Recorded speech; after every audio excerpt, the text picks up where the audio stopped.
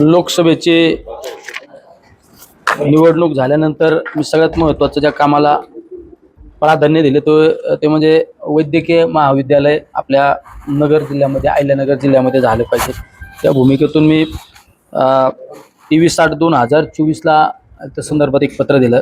नंतरच्या कालखंडामध्ये 11/3/2025 असे अनेक पत्र, 11/3/2025 अनेक वेळा संबंधित मंत्री महोदयांना त्या ठिकाणी भेटलो. एकदा धर्मेंद्र प्रधानजी, मंत्री केंद्रीय शिक्षा मंत्रालय, नरेंद्रजी मोदी साहेब, प्रकाश नड्डाजी, या सर्व मंत्र्यांना भेटून मेडिकल कॉलेजची मागणी केली. आणि ती मेडिकल कॉलेजची मागणी केल्यानंतर त्याला आपल्याला खऱ्या अर्थाने यश आल्याचं आपल्याला पाहायला मिळत आहे. पण त्याचबरोबरीने आमची मागणी एक आहे की मेडिकल कॉलेज हे शहराच्या लगत एक 5 ते 10 किलोमीटर अंतरावरच ते मेडिकल कॉलेज झालं पाहिजे. त्याचा फायदा सिव्हिल हॉस्पिटलला त्या ठिकाणी होत असतो. त्याचबरोबरीने शहराच्या डेव्हलपमेंटमध्ये पण त्याची भर पडत असतं. शेवट आपण कुठल्या तालुक्यात राहतो यापेक्षा आपला शेवट जिल्हा महत्त्वाचा असतो. आताच्या परिस्थितीमध्ये प्रत्येकाला असं वाटतं, प्रत्येक आमदाराला, खासदाराला असं वाटतं की माझ्या होम टाऊनवर ते मेडिकल कॉलेज झालं पाहिजे. ही त्यांची प्रत्येकाची मागणी असते. प्रत्येक आमदाराला वाटतं की माझ्या तालुक्यात झालं पाहिजे, खासदाराला वाटतं की माझ्या तालुक्यात झालं पाहिजे. पण माझी सगळ्यात महत्त्वाची भूमिका आहे की हे मेडिकल कॉलेज या नगर शहराच्या लगतच झालं पाहिजे. त्याबाबत मी आता कलेक्टर साहेबांना भेटलो, कारण एक 3 जणांची कमिटी सुद्धा त्यावर सरकारने नेमणूक केलेली आहे. त्या कमिटीत अनेक लोक, ते 3 जणांची ती कमिटी सुद्धा आपल्या जिल्ह्यामध्ये येऊन गेली. पण आता त्या कमिटीला सुद्धा मी स्वतः एक पत्र व्यवहार करणार आहे, CMला पण पत्र देणार आहे. कलेक्टर साहेबांना ही विनंती केली की नगरच्या आजूबाजूला एक 25-30 एकर जागा उपलब्ध करून द्या. त्याबाबत काही जागा पण मी सुचवल्या. इथून बाजूला 2 मिनिटाच्या अंतरावर इंद्रायणी हॉटेलच्या बाजूला एक 25-30 एकराचा एक प्लॉट आहे. कॅन्टोन्मेंटचा प्रॉपर्टी आहे ती. तिथं जर मेडिकल कॉलेज झालं तर त्याचा एक चांगल्या पद्धतीने शहरासाठी फायदा होईल. बाजूला आरंगावला एक TB सेंटर म्हणून होतं जुन्या काळी, त्या TB सेंटरची सुद्धा एक 25-30 एकर जागा आहे. अशा काही जागा पण आम्ही सुचवलेल्या आहेत. कारण आमची म्हणणं एक आहे की मेडिकल कॉलेज दुसऱ्या तालुक्यात एखाद्या राजकीय पुढाऱ्याच्या आटासापोटी गेलं नाही पाहिजे, ही आमची महत्त्वाची भूमिका आहे. तुम्ही ज्यावेळेस जिल्ह्याचे नेते म्हणून काम करताना त्यावेळेस तुमची विचार हा ब्रॉड पाहिजे. तुमचा विचार जिल्ह्याच्या दृष्टीने विचार पाहिजे. त्याबाबत आज संबंधित कलेक्टर साहेबांना भेटलो. आणि मधल्या कालखंडामध्ये आपण एक कामगार हॉस्पिटल सुद्धा एक मंजूर करून घेतलं. कामगार हॉस्पिटल सुद्धा नगरच्या आजूबाजूला झालं पाहिजे, कारण निश्चित त्याचा फायदा जिल्ह्यातील कामगारांसाठी होईल म्हणून. त्याबाबत मी निंबळक या ठिकाणी एक जागा सुचवलेली आहे. निंबळक सुद्धा शहराच्या लगतच आहे, कारण आता तो रेल्वेचा ब्रिज सुद्धा लवकरात लवकर त्याचं काम चालू होईल. जर कामगार हॉस्पिटल निंबळक परिसरामध्ये त्याला जागा उपलब्ध होती. आम्ही ते चासची जागा आधी पाहिली होती, पण चासला जागा उपलब्ध होत नाही, निंबळकला जागा उपलब्ध होती. म्हणजे असे 2 जागा उपलब्ध करून देण्याच्या बाबत जिल्ह्याचे कलेक्टर साहेबांना आता मी त्या ठिकाणी भेटलो. तुम्हाला नेमकं असं काय वाटतं की नेमकं दुसरीकडे जाईल, दुसरीकडे चालू नाही, मला वाटतं म्हणण्यापेक्षा मला काहीतरी काळाचे पावलं माझ्या लक्षात येत असतात. हा संकेत आहे, हा मेडिकल कॉलेज सुद्धा विशिष्ट भागामध्ये नेण्याचा प्रयत्न होऊ शकतो किंवा होत आहे. तसा काही प्रस्ताव दिलाय? तसा प्रस्ताव नाही, पण तुम्ही सत्तेचा वापर करून तुम्ही तोंडी सूचना देऊन सुद्धा त्याबाबत करू शकता. ही शक्यता सुद्धा नाकारता येणार नाही. त्यामुळे मी तात्काळ आजच कलेक्टर साहेबांना भेटून आपल्या समोर मांडणी करत आहे. विशिष्ट भाग म्हणजे तुम्ही पाहिलं असेल, एअरपोर्ट आलं शिर्डीला. उद्या हे मेडिकल कॉलेज शिर्डीला जाऊ नये, कारण शिर्डीला साईबाबांचं मोठं हॉस्पिटल आहे. माझं दुमत नाही, शिर्डीबाबत माझं दुमत नाही, पण शिर्डी एका कोपऱ्याला पडतं. नगर हे सेंटर आहे, अहिल्यानगर हे जिल्ह्याचं सेंटर आहे. त्यामुळे नगरमध्ये मेडिकल कॉलेज झालं पाहिजे. उद्या तुम्ही साईबाबा हॉस्पिटलला जर कनेक्ट करून जर तुम्ही उद्या मेडिकल कॉलेज चालू केलं, ती सुद्धा शक्यता नाकारता येणार नाही. त्यामुळे मी आज कलेक्टर साहेबांना भेटून सांगितलं की जागा ही 10 किलोमीटरच्या परिघामध्येच दिली पाहिजे.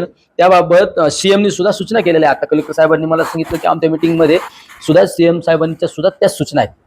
नेमकं एक कमिटी आली होती, हॉस्पिटल जेव्हा राज्यात मंजूर झाली त्यावेळेस नगर जिल्ह्यात येऊन त्या समितीने पाहणी केली होती आणि जागा उपलब्ध नसल्यामुळे नगरचा प्रस्ताव काही समावेश झाला नाही. ही जागा तुम्ही आता अनेक जागा सांगतायत आणि त्यावेळेस मात्र जागा उपलब्ध नव्हत्या. या पाठीमागे काही जागा उपलब्ध नव्हत्या असं नाही, जागा उपलब्ध होत्या. पण आम्हाला ते काम करण्यामध्ये इंटरेस्ट नव्हता. आमची इच्छाशक्ती नव्हती मेडिकल कॉलेज झालं पाहिजे. आज तुम्ही पाहिलं असेल, या मतदारसंघाने अनेक खासदार दिले, या जिल्ह्याने अनेक खासदार दिले. कुठल्या जिल्ह्यातल्या खासदारांनी संसदेमध्ये आजपर्यंत प्रश्न उपस्थित केला का माझ्या मतदारसंघामध्ये मेडिकल कॉलेज झालं पाहिजे? पण मी खासदार झाल्यानंतर मी तर संसदेमध्ये आवाज उठवला, संबंधित मंत्री महोदयांना भेटलो, एकदा आमच्या नेत्या आदरणीय सुप्रियाताईंच्या माध्यमातून नड्डा साहेबांना भेटलो, त्या मंत्री महोदयांना पण आम्ही त्या ठिकाणी भेटलो. शेवट आजपर्यंत जागा उपलब्ध नाही असं होत असतं का? जर एका बाजूला तुम्ही जागेचं अतिक्रमण करायला तुम्हाला जागा उपलब्ध राहते आणि मग मेडिकल कॉलेजसाठी जागा उपलब्ध होत नाही, असं होऊच शकत नाही ना. मी आता काही जागा त्यांना बसल्या बसल्या काही जागा सांगितल्या. इथं जवळच 25 एकर जागा आहे. आमच्या त्या आरंगावला टीबी सेंटर आहे, तिथं जागा आहे. चासला कृषीची जागा आहे, रस्त्याच्या लगत ती जागा आहे. तुम्ही ती ताब्यात घेऊ शकता ना. म्हणजे तुम्हाला असं वाटतं की इथं होईल असं तुम्हाला वाटतं? इथं होईल नाही, इथं झालंच पाहिजे, ही माझी महत्वाची भूमिका आहे. त्यासाठी मी वेळेप्रसंगी आंदोलन सुद्धा करीन. कारण नगरमध्येच मेडिकल कॉलेज झालं पाहिजे. अहिल्यानगर हे जिल्ह्याचं सेंटर आहे, त्या परिसरामध्येच झालं पाहिजे. तुम्ही एका बाजूला जर मेडिकल कॉलेज घेऊन जाता, याच्यात इंटरेस्ट काय? त्यामुळे माझी सर्वपक्षीय आमदारांना आणि सर्वपक्षीय खासदारांना माझी विनंती आहे की तुम्ही सुद्धा, मी कुठल्या पक्षाचा खासदार बोलतो यापेक्षा मी जिल्ह्याचा विचार करून बोलतो, तुम्ही सुद्धा याच विचारावर सगळ्यांनी ठाम राहिले पाहिजेत. ज्यांनी ज्याच्या पक्षाच्या नेते मंडळींना सांगितलं पाहिजे. आता मी सीएमला पत्र देणार, सीएमशी सुद्धा मी तेच बोलणार आहे. उलट माझं म्हणणं सगळ्या आमदारांनी पत्र दिलं पाहिजे सीएमला. इतर पक्षाच्या आमदारांशी संपर्क करणार ना, काय अडचण काय आहे संपर्क करायला? सातत्याने अशा गोष्टी ना आता तुम्हीच पहा ना, सातत्याने जर अशा गोष्टी होत असतील तर याचा अर्थ दक्षिणेतले पुढारी कुठेतरी कमी पडतात, हे जाणवतं ना. आज जर तुम्ही एखाद्याला विचारलं तर त्या गोष्टीला दुजोरा दिला जाईल. पण मला जी इंटरनल जी माहिती, ती माहिती अशी की हे मेडिकल कॉलेज सुद्धा साईबाबा ट्रस्ट कॉलेजला ऍड करून ते तात्काळ सुरू करायचं. तात्काळ सुरू करण्याच्या नावाखाली मेडिकल कॉलेज तिकडे घेऊन जायचं आणि ते तसंच सुरू ठेवायचं. म्हणजे परत तात्काळच्या नावाखाली परत येत नसतं. म्हणजे माझा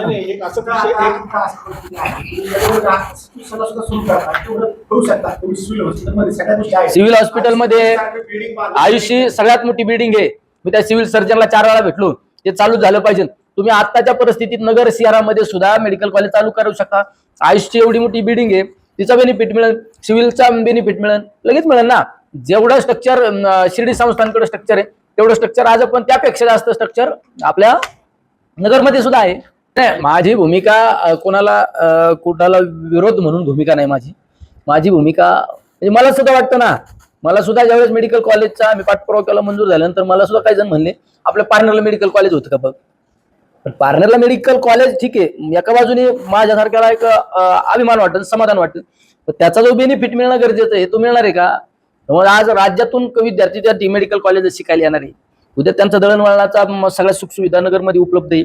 उद्या काही विद्यार्थ्यांना हॉस्टेलला राहण्याची वेळ आली, त्या गोष्टी सुद्धा त्यांना नगरमध्ये आहे. आणि नगरची डेव्हलपमेंट दिसते ना सगळ्यात महत्वाची. आज तुम्ही पाहिलं असेल, आज संभाजीनगर महानगरपालिका, नाशिक नगर महानगरपालिका, ह्या महानगरपालिका आणि आपल्या अहिल्यानगर महानगरपालिका एका वेळेस महानगरपालिकेचा दर्जा मिळालेला आहे. पण आज तुम्ही संभाजीनगर पहा किती पुढे गेले, नाशिक पहा किती पुढे गेला, आणि नगरची काय परिस्थिती हे पण आपण विचारात घेतलं पाहिजे ना.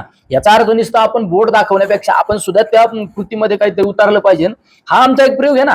माझ्या दृष्टीने जर मेडिकल कॉलेज झालं, माझ्या दृष्टीने नगरच्या लगत कामगार हॉस्पिटल झालं, तर डेव्हलपमेंट बरोबर त्याचा फायदा निश्चित जिल्ह्याला होतो.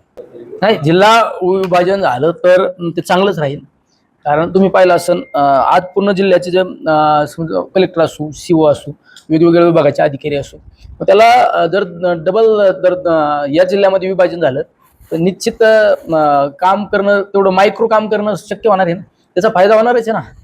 त्यामुळे आज आपल्याला 12 तालुक्यांचं कलेक्टर साहेबांना 12 तालुके पाहावं लागतात. उद्या SP त्यांना 12 तालुके पाहावं लागतात. तर ते जर विभाजन झालं तर त्यांना काम करायला सोपं जाणार आहे, तेवढं काम मायक्रो होणार आहे. जिल्ह्याचे पालकमंत्री म्हणतात काही गरज नाही ना जिल्हा विभाजन. नाही, कोणाचं काय म्हणणं आहे, यापेक्षा तुम्हाला अधिकाधिक मायक्रो काम करायचं असेल तर विभाजन योग्य आहे. नाही, माझं म्हणणं काय आहे, मी कोणाचं काय म्हणणं आहे यापेक्षा माझं काय म्हणणं आहे, मला ग्राउंडवर काय कळतं हे मी तुम्हाला सांगतो. जेवढं तुम्हाला मायक्रो जर काम करायचं असेल प्रत्येक घटकापर्यंत जर प्रशासनाला जाऊन काम करायचं असं तर विभाजन हे झालं पाहिजे. त्याचा निश्चित त्याला राजकीय अर्थ काढू नका. तर तुम्हाला जर प्रॉपर प्रत्येक गावागावात वाडी वस्ती जाऊन काम करायचं असेल प्रशासनाला ना तर विभाजन हे झालं पाहिजे. संघर्ष आमच्या पाठीच पुजलेला आहे ना, संघर्षाशिवाय आमच्या वाट्याला काय नाही. त्याच्यामुळे करणार आम्ही संघर्ष करणार ना. जिल्हाधिकाऱ्यांनी सुद्धा तेच सांगितलं की त्यांनी सांगितलं की आमची ज्यावेळेस सीएम साहेबांनी VC द्वारे मिटिंग घेतली, सीएमनी सुद्धा त्याच सूचना केल्या की नगर शहराच्या बाजूला 10 किलोमीटरच्या अंतरावरच मेडिकल कॉलेज पाहिजे, सिव्हिल हॉस्पिटलच्या लगत पाहिजे. तर त्यांनी सुद्धा मी जे पत्र दिलं ते पत्राला सुद्धा सकारात्मक उत्तर दिलं. त्यांना मी काही जागा पण सूचित केल्या, त्याबाबत सुद्धा ते म्हणले लवकरात लवकर मार्ग काढतो. मी ती जी कमिटी आलेली त्या कमिटीला सुद्धा मी एक पत्र देणार आहे.